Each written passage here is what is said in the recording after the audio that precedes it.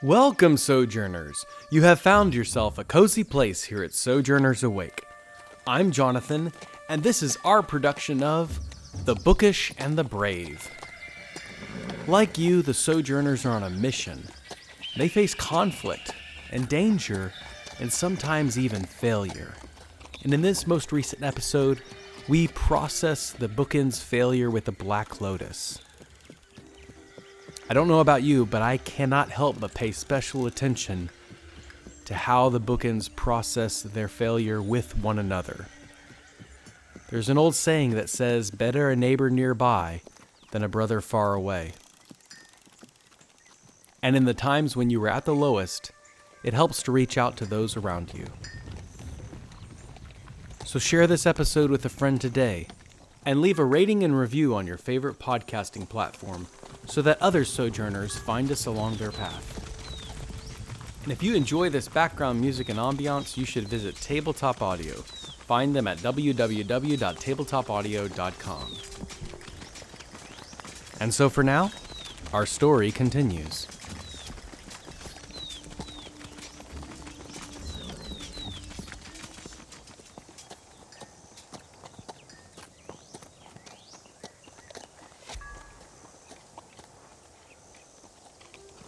Springtime brought warm air and the scent of new life. But news from the outside world brought despair and rumors of war. For the first time in 80 years, the borders of northern Tetherna closed to the southern territories. Bochen, Highkeep, and Greenfield formed a tighter confederation, and news of a growing army marched from the western mountains. In the name of common assembly, the Sons of War united with the Arcanists, and now, even foul creatures from the mountains emerged from their burrows of darkness. They traveled by night, and secured a station shadowed from the sunlight, using magical clouds to conceal. Whatever Lord Basile had promised, the entire South believed him. All of the South, with the exception of Baldtop Library, who stood as a neutral ground, at least for the time being. And on this specific day in the month of Hammerton, during the middle of spring, Skoda wrestled Sigurd in the Orange Blossom Gymnasium. The sweet smell of orange mixed with the sweat and grunts and shouts. The gymnasium prepared the most agile and strong of Baldtop. But Skoda didn't think he was strong.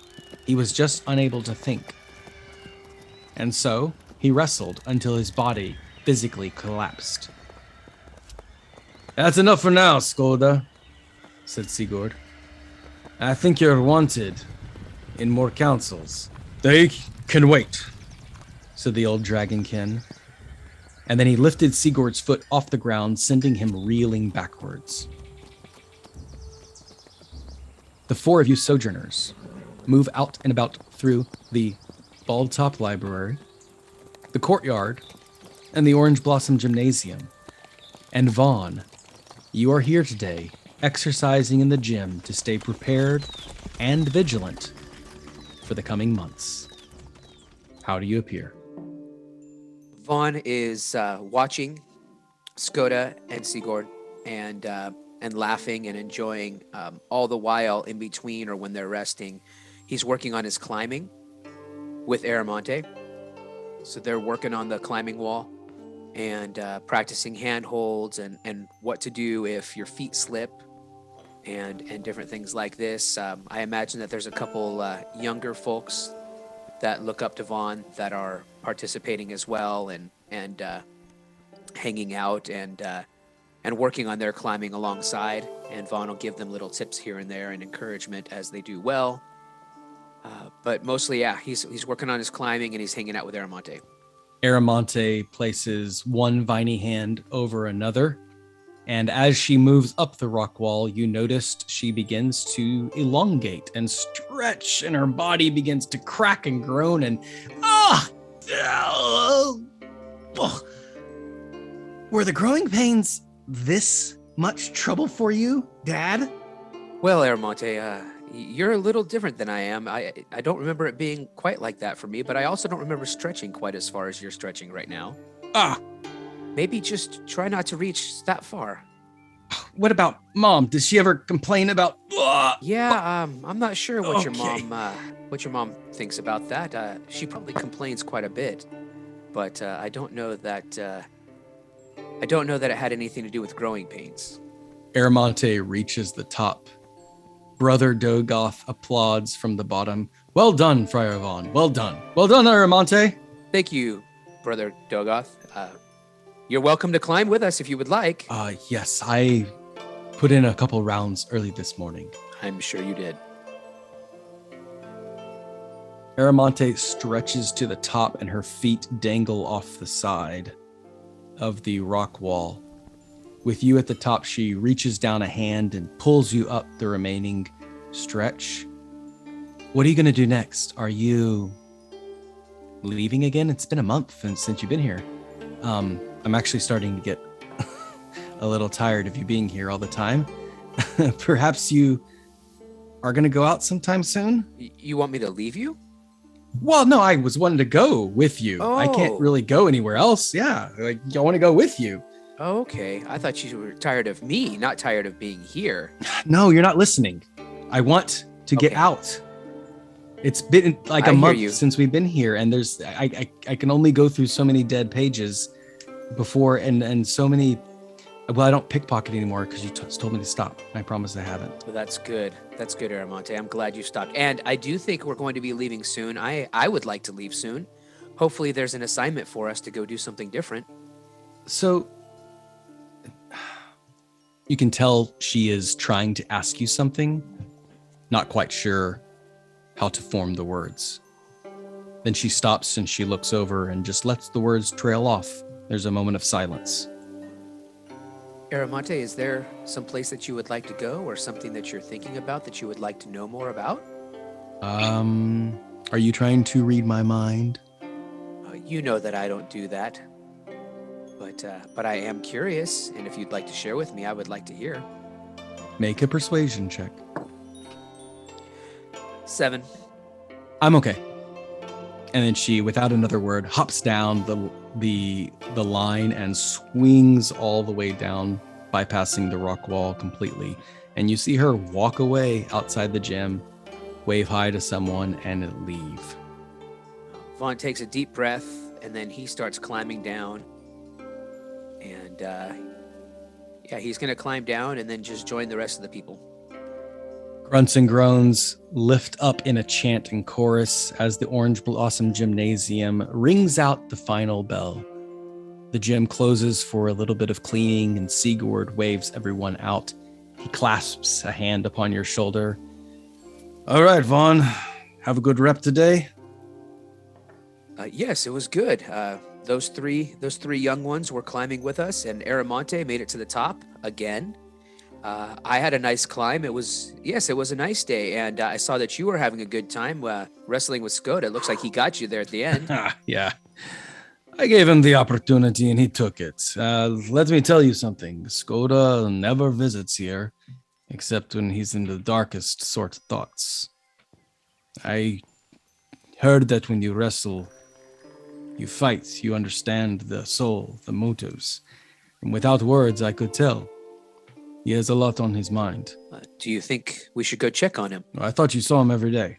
But yes, I think someone should check on him, well, I'm not one to say, but he seems like he's got a question he can't answer.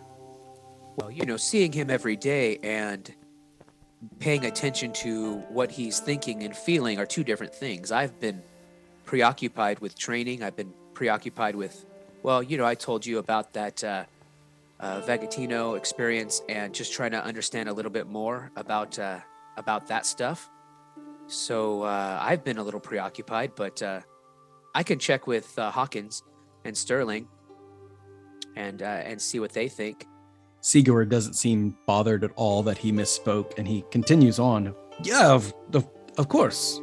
I think you should talk to him. I think he might need some encouragement or something. And Hawkins, he's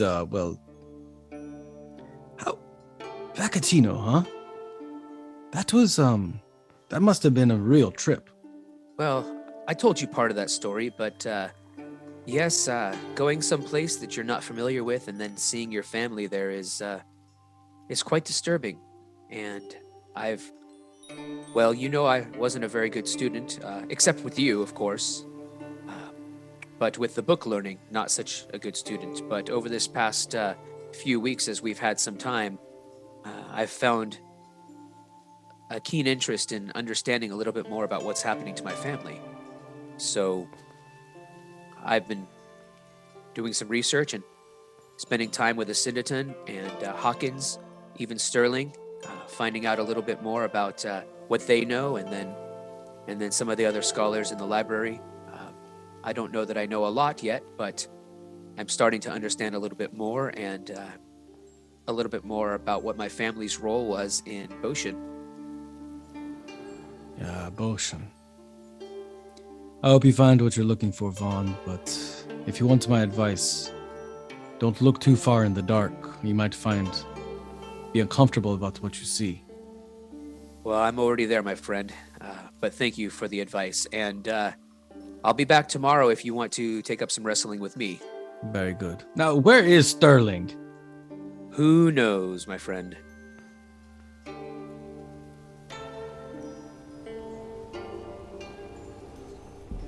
Sterling, at this moment, how do you appear?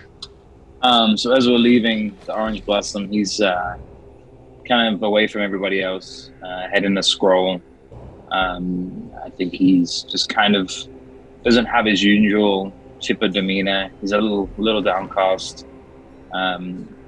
He's not as talkative as he usually is, so he's just kind of keeping to himself. And as he's walking along, he's running his hand through like the bushes, and you see that sometimes the leaves will go brown, and he's just generally lethargic and just kind of there, not really interacting with anyone, just kind of keeping to himself.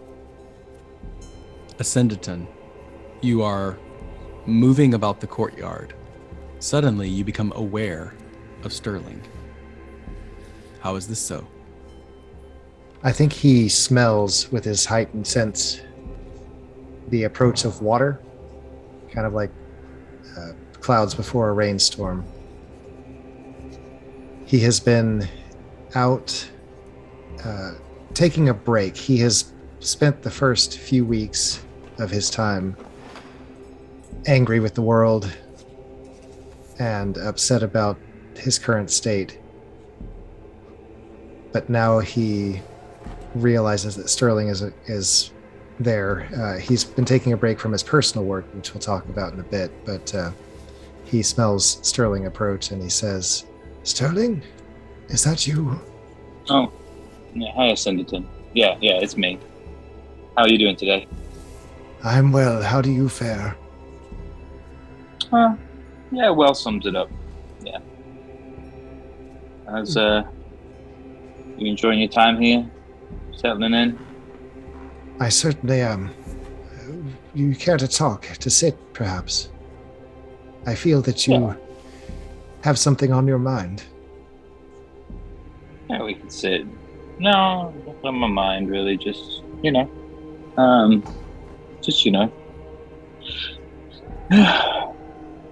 What about you?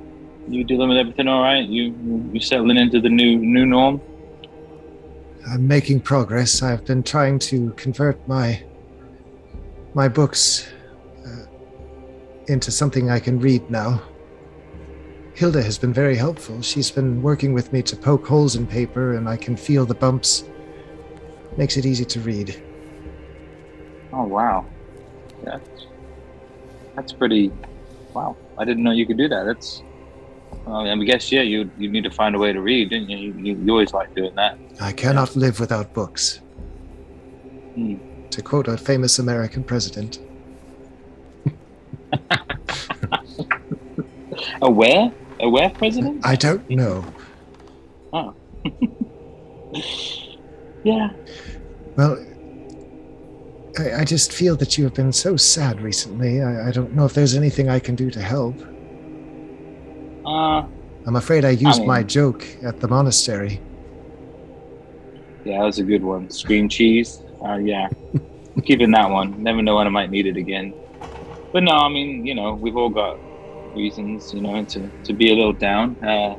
You've got obviously, your thing, and I'm glad to hear you're overcoming it. I'm working on it, but kind of want to see where they're going to send us next.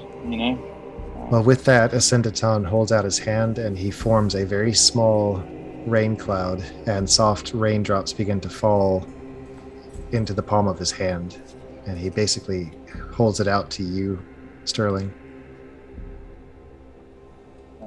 I'm not a big fan of rain, mate. It's kind of weird. I like either to be all wet or not wet at all. It's kind of but hey, I appreciate the gesture. He flicks his hand and the cloud dissipates. Yeah. Well, was that some kind of like euphemism for my mood or something? I understand. I know the feeling quite well. Yeah. Maybe this place is wearing on both of us. Maybe it's time that we got back out and felt the fresh air on our faces. Yeah. I'd rather be under the water, but we're here and they haven't told us anything, and Skoda doesn't seem to want to talk to me, so I guess we're going to have to find a way to find out what he wants. But you could say he's a bit of a closed book. I know you like to read. How good are you at reading Skoda? I think I've worked with him well and long enough to know his mind about most things. I can't say that I know him through and through. Yeah. Oh, I know times are changing. This is. Have you heard anything from the outside world about anything going on?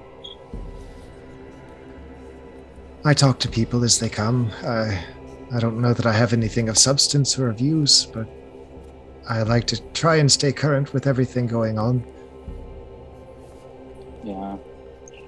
You always were a man of the people with that silver tongue of yours. Good to know some things don't change. I have to stay active. I have to keep my mind engaged. Yeah. That's good. That's good. Smells like someone's been wrestling somewhere in this area. Yeah, they were just getting all sweaty and stuff. I'm that's not for me. I'm not much of a wrestler. I'm wrestling with enough things, but anyway, that's for another day. I might have been once upon a time. Yes, I understand. He leans back and he affects to scan the courtyard with his gaze. Obviously, he's not seeing anything, but he's tuning his ears to conversations, sounds. Again, using his sense of smell to try and tease out details of what's going on.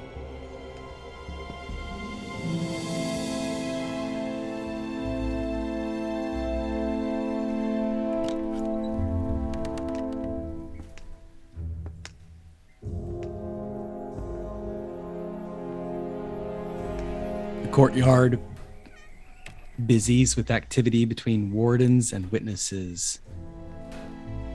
Through the doorway into the Bald-Top Library,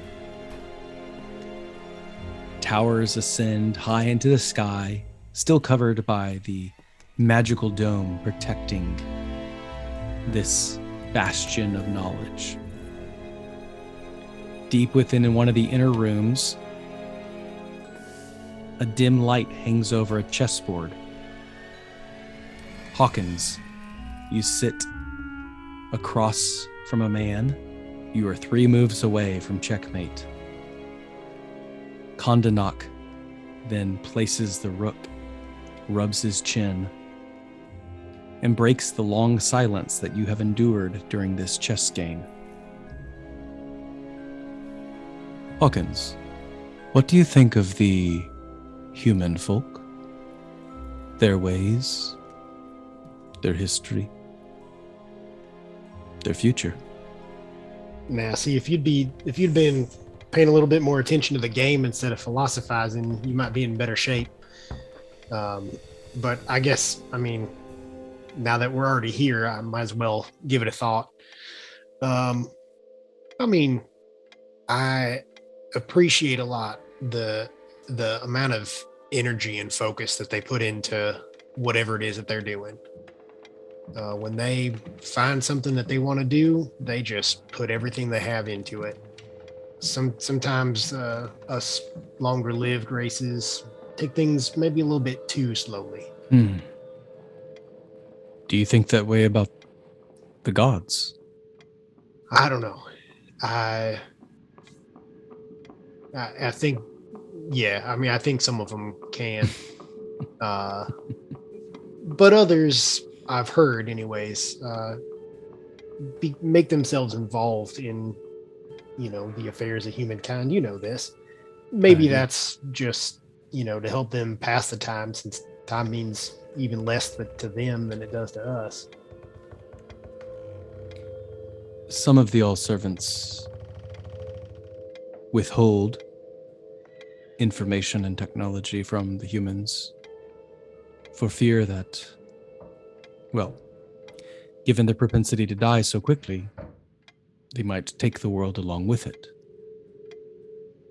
The rationalization is that longer-lived races, such as yourself, deserve the knowledge because they understand the longevity of the universe in greater detail.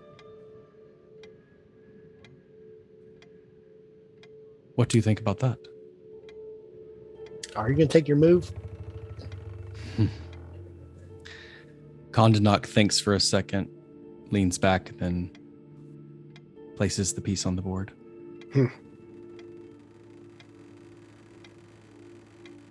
Well,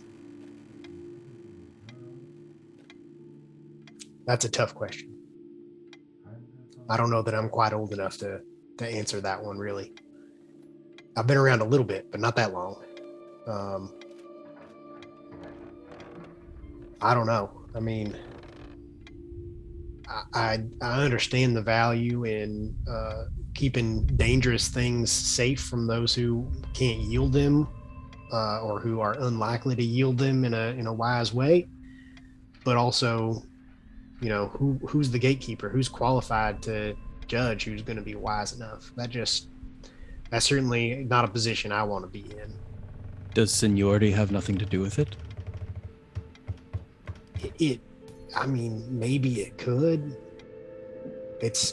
I'm hesitant to commit to any answers on this. You may have noticed. That's a tough question. But it's not the first time you've thought of it.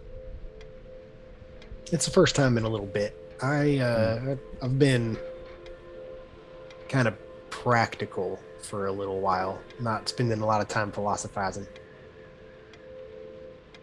A worthy endeavor indeed. The calling of a bookend tends to make you a little bit more concerned about surviving than higher order thoughts like that. Another interesting move on your part, and at that he puts your knight in a compromising position of sacrifice.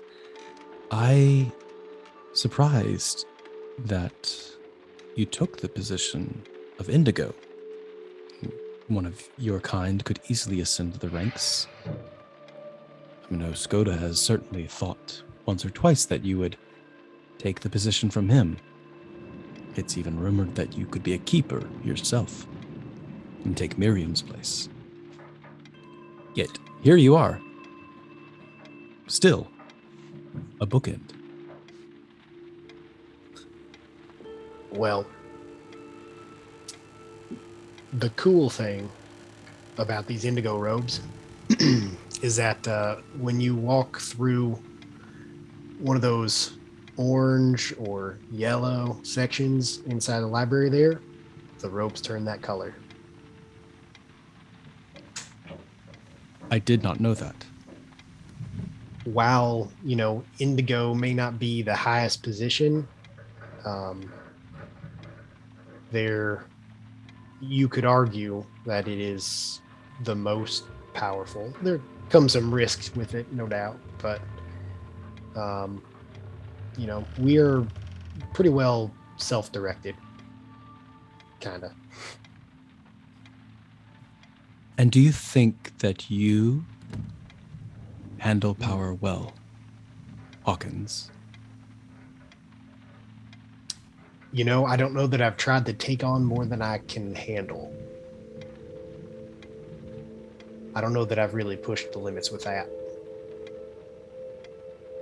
A lot of the power that I wield is, you know, of my own design, so it's not greater than me, which is kind of a cool safety check there. If I can think it, it probably won't kill me. Well, that's not true. It hasn't yet, anyways. You see, I am authorized. And then he pulls a clean, tri-folded white paper from his breast pocket. I'm authorized to hand out information to mortals. He lays the slip of paper down and pushes it closer to you on your right side. Do you want access to this new technology?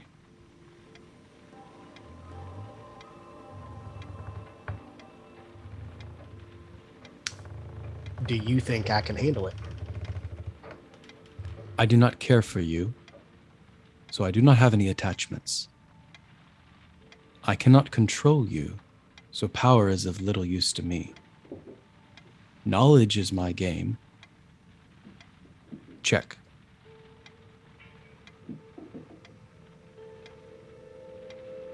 The paper lays there unopened. Hawkins attempts to counter the check with offense, moving the king in an aggressive way. Make an investigation check. 19.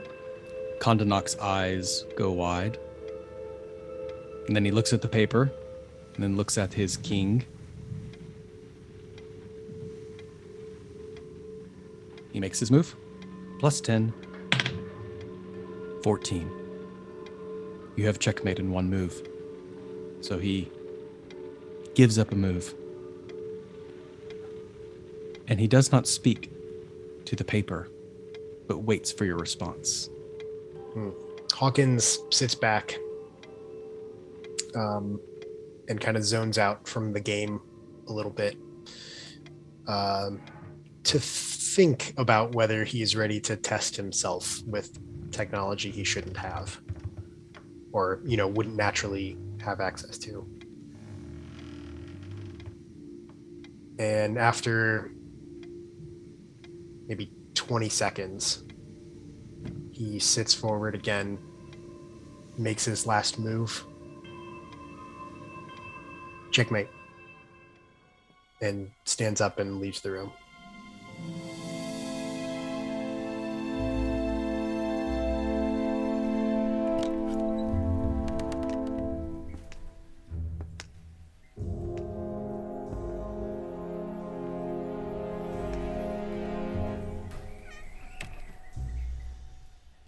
Hawkins, your heart skips a little bit in your chest as you move down the stairs in the library. You enter into a massive room lined wall to wall with books, witnesses, and readers studying them diligently, making additions. As your eyes survey the thousands of volumes of knowledge that are stored by humankind. How do you proceed? Full of regret.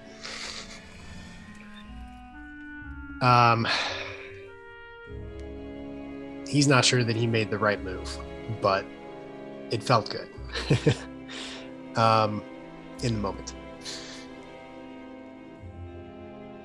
Almost not paying attention to where he's going, just kind of replaying that. Not only the last few moves in the chess game, but obviously the end of the conversation with Kondonok there. So he just kind of goes on autopilot, and his feet lead him to where he normally goes this time of day.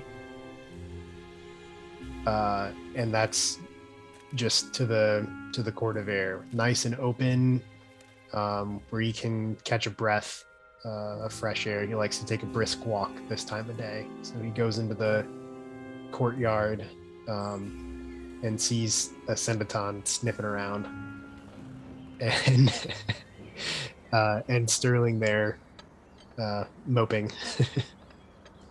Ah, there he is. Master Hawkins, how are you? Did you get your sat back? Oh, no. I'm sorry. I know. I have my ways. That's really come along in the last couple of weeks. That's amazing. Lots of practice. Thank you for your patience. I know it took some time of leading me around by hand to get me through all the first few days, but I think I'm all right now. Thank you. Yeah, of course. Are you feeling peckish? Oh man, you know what? My stomach's a bit jittery at the moment, but I feel like I'm going to be real hungry as soon as the jitters pass. Well, I am very hungry for you. How's that? Sure. Aramonte, slow down. We can go to Bald Top Brew in a little bit, but let's check on Uncle's first. They're right there. They're right there. I see them. That's where I'm going. Petal, how... Oh, okay. Well, let's go see them. Hawkins. Asyndeton. How you doing, Vaughn? Hi, Sterling. How is everyone? Master Vaughn, it is excellent. I see you're sweating just a little bit. I assume you came from the gym. I'm sorry I wasn't there today. I had another appointment arranged. Well, I was wondering where you and Sterling were, but you know, I get used to you not coming out to train. That's okay. I've been trying real hard the last couple of weeks. Come on. Yes, you have. Yes, you have, Hawkins. Sterling, on the other hand, I don't know where he's at in his mind or his body. Sterling, how are you? Yeah. You? Better than you, it seems. Yeah. Maybe this will cheer you up. And he pushes Aramonte on the back to go give him a hug. And Sterling kind of moves in between the flowers that he was playing with that are now wilted and kind of dead, and just kind of like keeps his hands behind his back and just nods his head to Aramonte. Aramonte, what? Come here. Why don't you come say hi to Uncle Hawkins instead? Aramonte speaks to you in Gnomish. Gisalne, Hawkins. Oh, very good. Gisalne. Hey, Sterling. Reading a book? Yeah, it's a scroll. What you doing? You take anything recently? Nope. Gave up books a long time ago. No. Good for you. Yeah. Okay. All right. Well, apparently I'm the only one who's hungry, so let's go. Aramonte's hungry, everyone. Are you ready to eat?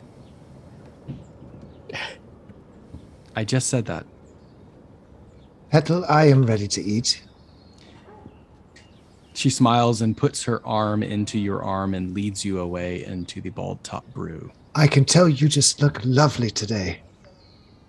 Oh, thank you. That's the first time anyone has told me that today. Thank you so much. You have a very green smell to you. It's quite fetching. I'm sorry.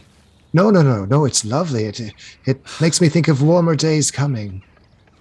Okay, who is ever going to want a green-smelling woman? Like, I don't know how to answer that, and so I shall say nothing.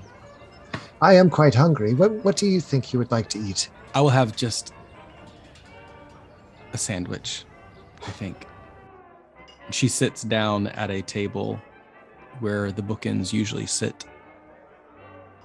You order a couple drinks and some food, and performances happen at the library. You're all sitting around eating and enjoying a wonderfully warm dinner. Sterling, how do you proceed? Sterling's kind of pushing the food around his plate a little bit, not really eating. Trying not to think too much into the jibes that Vaughn put on him, about not working out. He's been working out his brain a little bit. But working out, and he's like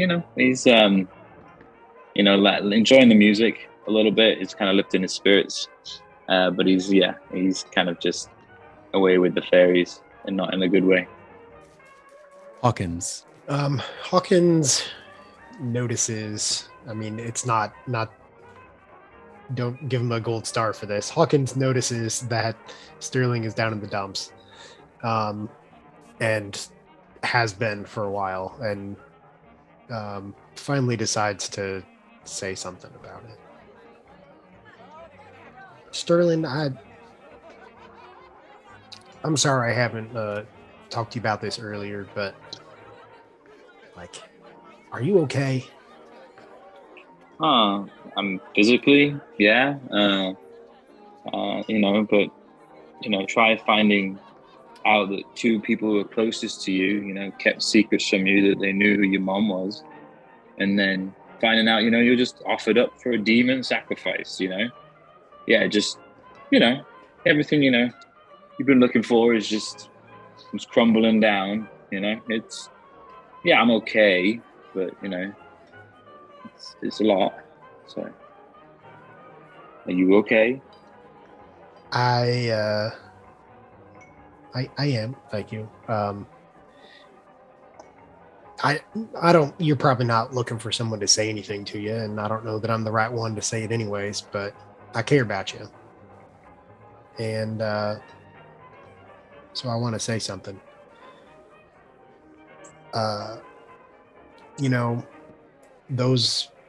Those things that were important to you and seemed to kind of been taken away. I understand that they were important to you, but they don't define all of who you are. You have lost some very important things. You have been, found out about betrayal and that sort of thing. And I don't mean to put that down at all, but you have a lot to live for. You have great friends in us, and you are a great friend to us. I just, I hate to see you hurting like this, and it's okay to hurt, and it's okay to feel sad, but I want you to know that that we all care about you. And Hawkins looks around the table to, hope that the others are engaged. Master Sterling, if I may, you have shown exceptional fortitude through all of this. I respect you greatly and completely understand that you are feeling the way you are. Sometimes it just helps to talk about it, to get it out there and make sure that we understand exactly how you're feeling. And I appreciate you telling us this. I can only imagine. But just know that I have undying faith in your abilities and your strength. And I am here for you if you need anyone to talk to.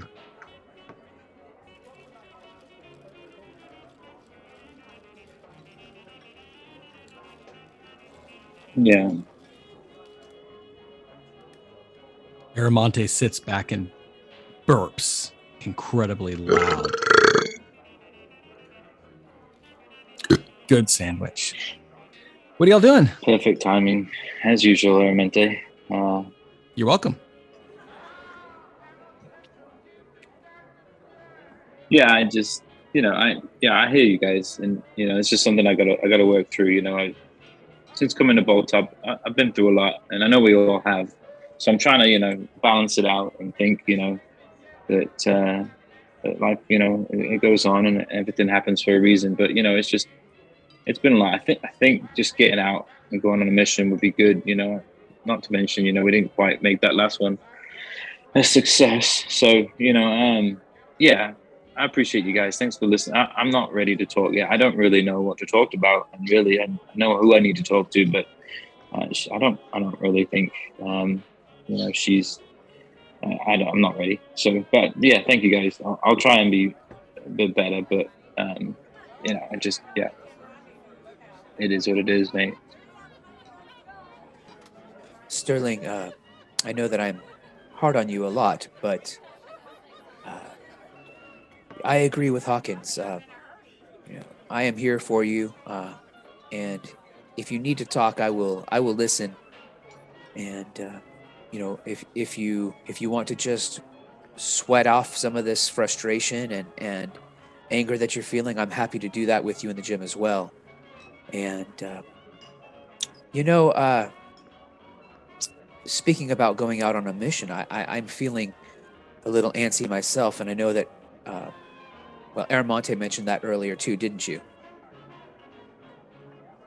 Yeah, I did. So, I think, Sigurd was mentioning that Skoda seems to be very preoccupied right now. I don't know if any of you have had a conversation with him. I know we've all been preoccupied, but I hadn't noticed that he was distracted and maybe a little heavy of heart. What do you think about us going and checking in with him and seeing if maybe there's something we can do to lift his spirits or help him with whatever's concerning him?